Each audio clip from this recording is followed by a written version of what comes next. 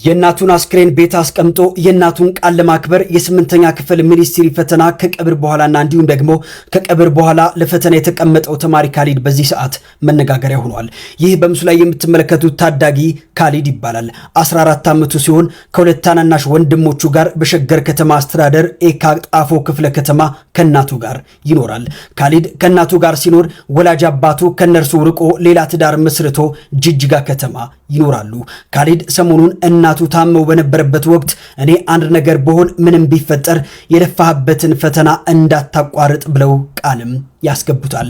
እናትም በነጋታው የስምንተኛ ክፍል ፈተና ሊሰጥ ሰዓታት ሲቀረው ህይወታቸው ያልፋል። ካሊድ በእናቱ ሞት ከፍተኛ ሐዘን ቢሰማውም ለእናቱ የገባውን ቃል አክብሮ የእናቱን አስክሬን እቤት ጥሎ የጠዋት ፈተናውን ተፈተነ። ካሊድ ከሰዓት እናቱን አልቅሶ ቀብሮ ተመልሶ የከሰዓት ፈተናውንም ተፈተነ።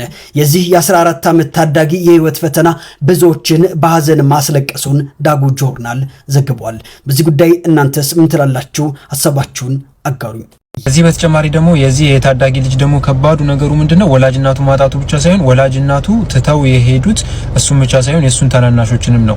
እሱ አሁን ላይ የተሸከመው ኃላፊነት በጣም ከባድ ነው። አባቱ ሌላ ሀገር ላይ ጅጅጋ ነው ምናምን ይላል ዜናው። ሌላ ሀገር ላይ ሌላ ቤተሰብ መስርቶ ትቷቸው እንደሚኖር ምናምን ነገርና ይሄ ልጅ አሁን ላይ ምንም አይነት እንትን እንደሌለው ደጋፊ እንደሌለው አይነት ነገር ነው ዜናውን ያነበብኩት። እባካችሁ በቻላችሁት ያክል ስለዚህ ልጅ አካውንት ምናምን ነገር አላየሁም፣ ግን መርዳት የምትችሉ ሰዎች ይሄንን ነገር አስተባብራችሁ ይሄንን ልጅ እንርዳው።